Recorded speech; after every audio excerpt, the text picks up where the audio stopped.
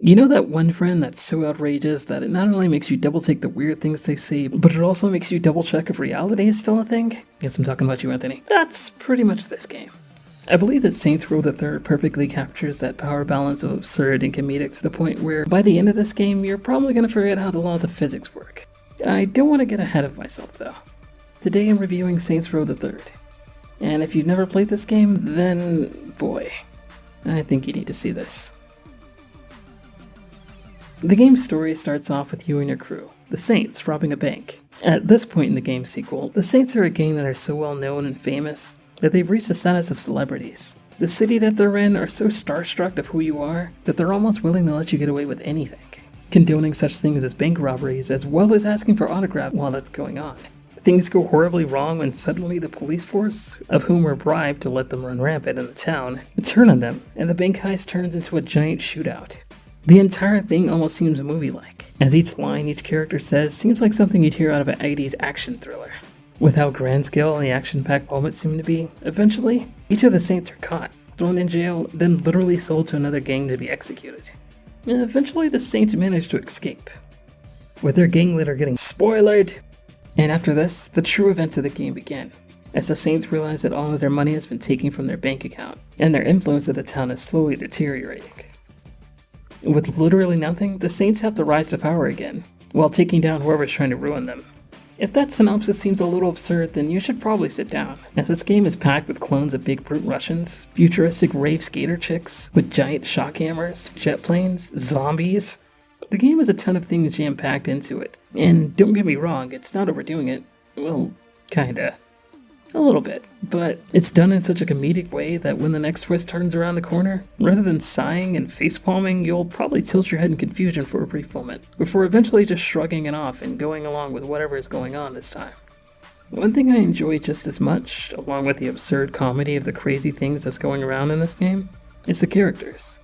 Sure, some of them are a bit over the top when it comes to caricatures of real people, as is this game really, but they also seem to have the best dialogue I've seen in any game. The Saints themselves seem to have this camaraderie that can never be broken, not just as teammates or gang members, but as friends, often referencing things and taking personal jabs at each other whenever they get the chance. Even when characters are introduced, while they don't have the same connection that the original Saints have, they still have this quippy, humorous interactions that just seem perfect with other characters. Even the character that you play as plays off perfectly with every other character that you meet in the game. Even the antagonist has their own humorous banters with other characters. They all seem so cartoony in their own way, and I think that's the first time I could say that something this over the top seems so realistic. There are even side characters that seem so fun to interact with, making the side missions 10 times more enjoyable than something I'd be playing in something like Grand Theft Auto or Far Cry. Speaking of Grand Theft Auto, the game style you'll be playing is fairly reminiscent of that, as it's a free roam world that you can interact with, and you can do more the more you progress in the game. This could be giving you more weapons, vehicles, and gameplay elements to interact with. Similar to GTA, doing bad things like killing pedestrians or messing with the police can cause them to go after you. And the more damage you do to things and people around you, the more force they'll try to use to bring you down. Closer to the end of the game, things can get a lot more intense, with literal aircrafts coming after you to take you down. But you do missions to not only progress the game, but also to get more money and have other allies help you out in other missions.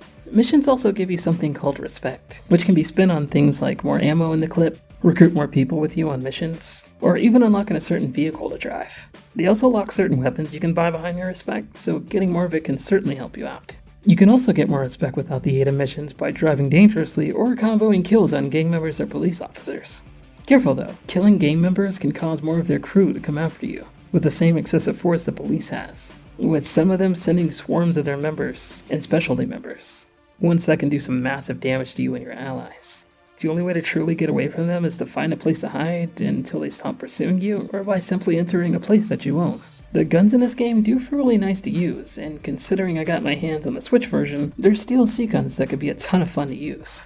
Like the Mollis launcher, that you can use on your enemies to join your side, and then you can make them explode anytime you want. And the Genki Mobile, which is a car that you can use to suck people up and shoot them out like cannons. Yeah, I know. Crazy. Crazy but fun.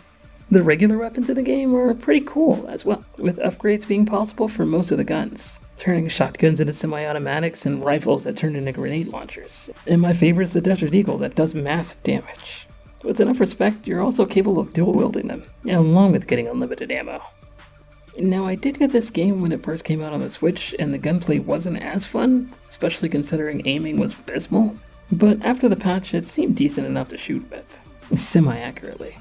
I can't say it's perfect, especially coming from the fact that I primarily play shooters on the PC, and Overwatch is probably the only one I play often, but it felt fine enough to get through some missions, though I must say some of them felt utterly impossible.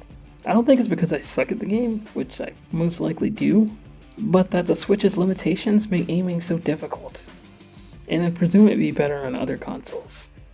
I tried pretty hard to keep up with the strict aiming requirements and the missions that require such elements, but I can't say I enjoyed them that much.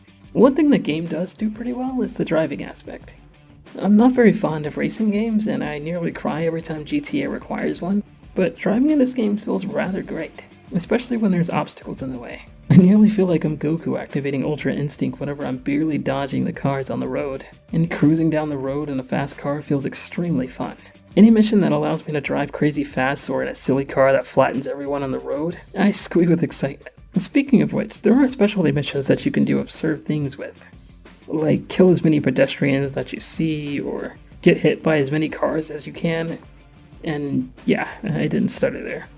While I can say I'm not very fond of killing all the pedestrians, even though they literally love it when you run them over with a car despite how much I try to stop them, the missions where I can ram myself into traffic and fly as far as the car rams me back into the next city block are pretty enjoyable. And I guess that kind of says a lot about me, doesn't it? These specialty missions are incredibly silly, and there's even some of them that are literal games that you can play whenever you want and get more money or respect. They're a pretty good contrast for fun if you're getting bored of the regular missions, where, while they never get repetitive or stale, they do end up getting pretty frustrating if you get the ones that require specific handling of a vehicle or weapon.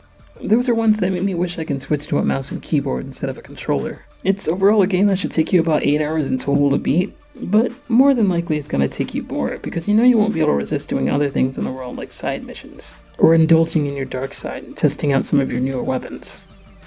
Alongside the missions of this game, however, there's also parts of the game where you can choose between things that can greatly make the game easier, either by increasing something you own or giving you something that you don't. While I find those choices in the game to be a little weird, considering most of them have little to no consequences due to the game inevitably carrying on as normal, but I've never played the game again to see the other choices, so I guess I don't really know what's different. It's probably just enough great mechanic that you'll have to choose what you want, despite it seeming as though it's a major story beat.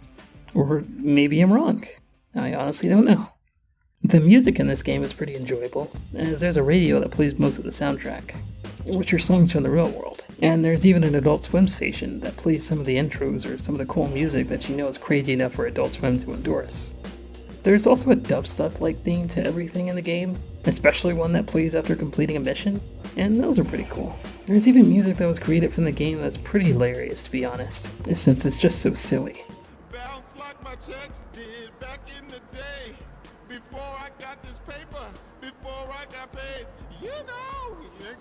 The graphics, though, coming from an 8-year-old game, are actually pretty easy on the eyes. There's little blurring here and there, but that's to be expected. Handheld, while it does look a ton better on the eyes, I can't say it's a good idea since aiming in the field of view gets much worse. I had to play this game docked for most of the time, since these issues presented themselves every chance they get. There'd be moments where I'm out with friends or at work and I realize exactly why this game would be better with a Pro Controller and on a white screen. There's also bugs that pop up that I'm not sure is my fault. Like one time I jumped into a car and ended up getting killed by that simple act. And then there'd be times where a mission would start and then immediately end saying that I've completed them. Which I'm not sure if it's because I've met some sort of requirement prior to playing the mission, or if it's just to touch base with one of the characters, or if it's a bug that I've happened to stumble upon. But it's happened a fair share of times. There's also times where my aim would be slightly off and I'd still miss a shot that feels as though it should have gone through, and that can get pretty annoying. There's also slowdowns that can occur in the game when things get intense, and the frame rate can drop down pretty low, but never for enough time for it to feel as though it's unplayable. Perhaps in the pre-patch where it felt as though it was running at 10 frames per second at some points, but here it feels a lot more manageable, and not as frustrating. Overall, I can say that the game is pretty fun and worth a shot. The story and the gameplay might be as crazy as you can imagine, but even in a game that's as old as it is, it feels refreshing to play something that feels funny and as awesome as it is. For every what the heck moment, there's another whoa moment just waiting around the corner. While there are a few issues, including bugs and frame rate drops, none of it feels particularly damaging, and none of it's ever game-breaking, even if some of them do end up getting you killed. All in all, I'd say if anything here piqued your interest, you should probably give it a shot, as it's practically like watching a Saturday morning cartoon mixed with Grand Theft Auto. Nothing that takes itself too seriously, and it knows full well that you won't either, so it has tons of fun with that. And I'm gonna start grading the games I play since it feels right to do so. And it would kind of stop me from trying to justify a bad game if I ever had the misfortune of reviewing one. So I'd have to give this game a B-. While this game is loads of fun, it does have a few flaws that can't be overlooked. It's got a great story and some pretty fun gameplay, so it's certainly something you should give a shot. I've said that a billion times, but hey, I think you should. I hope you enjoyed this, and you better have a great day. I'll see you tomorrow. You know, I think this game would be perfect for scrubs. Isn't that right, Blurface? Wait, what? I didn't say anything.